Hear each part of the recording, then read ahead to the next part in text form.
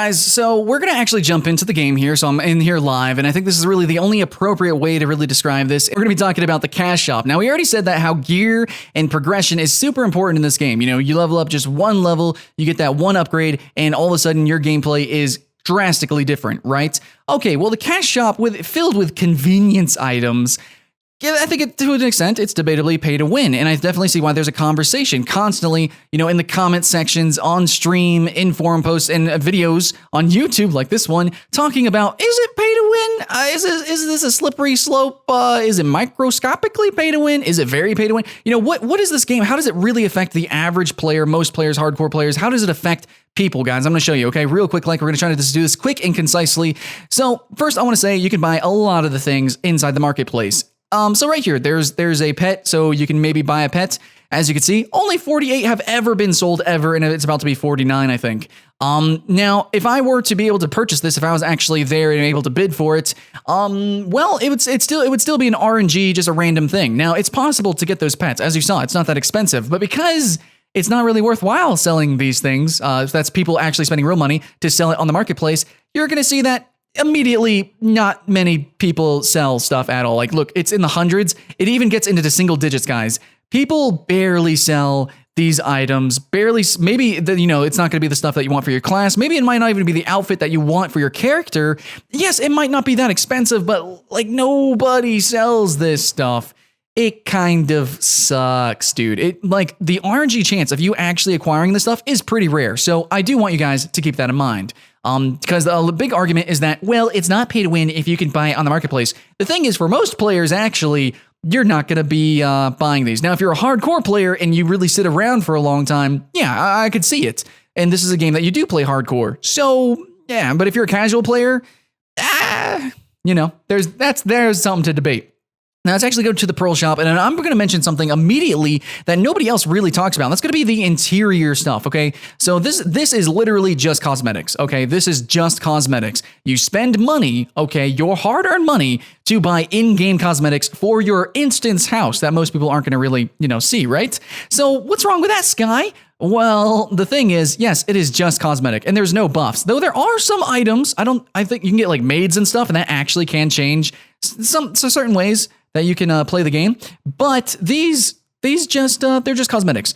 But the difference is that a big part of the game, at least for me personally, and that's going to be a recurring theme here, is personally, because it's a sandbox game, it can be played flexibly. There's lots of different ways to play the game. There's different win conditions, and personally, my win condition and how I'm mechanically playing the game is I want to be a trader. Okay, I want to be a trader. I want to be a crafter. That's what I want to do. So to be the best trader and to get the fullest amount out of trading, you need to learn about this mechanic right here, the housing system, and also the resident system and the specialty system. So there's specialties that you can earn if you have a high-level residence inside of a town. So if you spend money, you will be able, and this actually directly impacts other players, but you will be able to compete with people and beat out their ranking in the housing market. So if you haven't played at all, or maybe you haven't gotten too deep into the system, essentially housing is like, it actually exists here. Like here's a house right here. First floor, number 2, one Etheria. So we can actually visit here, and you can see there's rankings. You know what these rankings are, guys? That number is how much cosmetics, how much, like, look at this, it's going to just be filled to the brim with shit, dude. Look at this. It's just going to populate. It's just filled with stuff, dude. And normally you'll see these and they don't make sense. Like, this doesn't make sense. This house makes no sense. It's just filled to the brim with random stuff so that they get rank number 1. And like I already said before, with rank number 1, let's actually leave this. He now has access to the specialties. So if he wants to be a trader, he can send a worker to go and gather one of these specialties every so often, and then he can go and trade it and make money. And see, the thing about being number 1 is that only one person can be number 1 per one of these houses. So even though the world is instance housing and there's infinite amounts of instant housing, there can still only be one number 1 ranked house and per of these residences. So you have to find one that says residence. So this one's a residence. So right here, whoever's this one, whoever's number 1 here, that's the only one. There's only one number 1 for first floor, number 3 1. And the best way to do that is to spend real money in order to get cosmetics and put it in there. So is that pay to win? Nobody's talked about this. I'm talking about it. In my opinion, that is paying to win because you are directly interacting and impacting other players. Now, it's possible to get number 1 without spending money. I absolutely know that, but it's also much easier, faster, and better to spend money, actual money, to do this. You can buy cosmetics in-game with in-game money though. Okay, so there is that, and there's a number of other things that are quite debatable actually, and I'm going to keep using that word because it's really a debate. It's really up to you and your interpretation, because it's up to you in the sandbox game how you consider this cash shop fair or not. In my opinion, it's not consumer friendly. I'm not going to say it's straight up pay to win, but it's not pay to win, okay? A lot of you guys are going to autistically screech in all caps in the comments below that, oh my god, I'm tired of noobs saying it's pay to win. Dude, I'm level 56, man. I've done a lot of research. I've seen like every video on this. Please shut up, dude, okay? It's microscopically pay to win. Just because it's not as pay to win as the Korean version doesn't mean it's not pay to win, but at the same time, for every player, it might not impact you. I can understand that as well. But for me, my win condition, it does not feel very good, very friendly to me.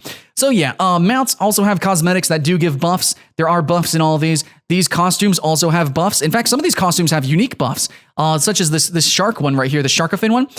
You actually get underwater breathing plus 30 seconds. You know, it's kind of, in a way, all of this is convenience items, but because of the style of game it is, it can be kind of. There's a conversation behind if it's pay to win. So you get increased swimming speed, reduced stamina, all that. So that's a pretty impactful costume. Not necessary, but impactful. Now let's go into being able to affect other players. If you get a camouflage outfit, then this makes it to where people, if you crouch down, they won't be able to see your name or guild name, which means you can effectively become invisible. You can hide if you go into a bush and somebody who's PvPing or trying to chase you down, you can literally hide from them. In a game like this, hiding, running away faster, stuff like that, it's a little bit debatable. Now, if we go to outfits, there is a combat stat, inside of the outfits. It is actually in every class's secondary slot here. You can spend money, and here we go.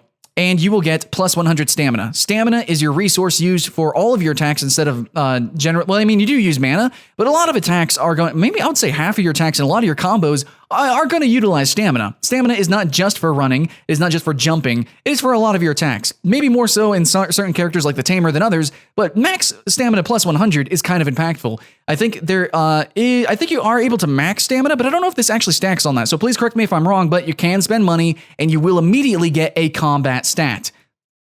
Okay, so that's there's also pets. Now, pets are another convenience item, and this is where I'm going to really finish this sort of, is it pay to win? How is this cash shop? It's super expensive, by the way. It's really expensive, dude. Like, these costumes are like $20 or whatever. Pets are expensive too. But yeah, pets, I think, are the one thing that a lot of people will say is mandatory. In fact, in my stream, I had a person literally gift me a pet, even though I said I did not want a pet. There was a debate if the game was pay to win, and if you feel the need that you have to purchase something from the cash shop in order to really play the game, then in my opinion, that's pay to win. So anyways, he ended up gifting me the pet anyways. And actually, I think you need like 4 pets. You need 4 pets probably, or as many pets as you could possibly get to really get the maximum out of this. Yeah, they're cute, they're cuddly, and they pick up items for you. Generally, I wouldn't care that much, but in this game, you kind of hit a wall when grinding, especially with a group where your group will fucking just leave you. They will not sit and wait for you to just pick up items. I guess you could say you don't need to play with a group. But there's so many times where like you kill monsters so quickly that by the time you're actually done picking up their guts and everything, like the monsters just respawn. Like the game is just super fast paced when it comes to that. And it really incentivizes you to buy pets. It's a convenience item. And a lot of this stuff is pure convenience. I'm nitpicking very much if the game is to pay to win, but okay, so this is a sandbox game, right? The whole game, in my opinion, my win condition personally is trading and making more gold per hour than anybody else. That's my win condition. And these items, pretty much every item in this game will allow me, it will convenience me in order to make more money. Drastically more money per hour. It is not just a little bit, guys. It's a little bit more experience, but it's drastically more gold per hour than anybody else.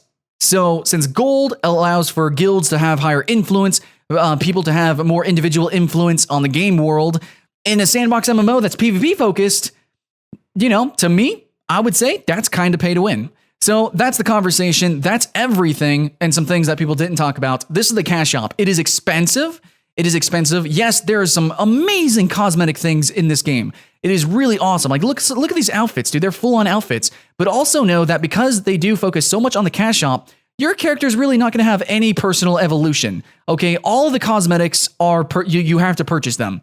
You have to buy them. Your character doesn't really grow. You don't really earn new epic items cosmetics like you do in World of Warcraft or Guild Wars especially. That doesn't happen. You spend 20 bucks or you pray to the RNG gods that you get this in the auction house when it barely happens. So that's the cash shop. Form your own opinion.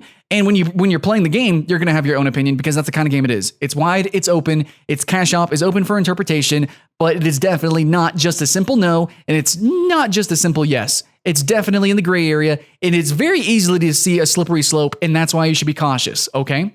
That's all I got to say about that. Let's move on.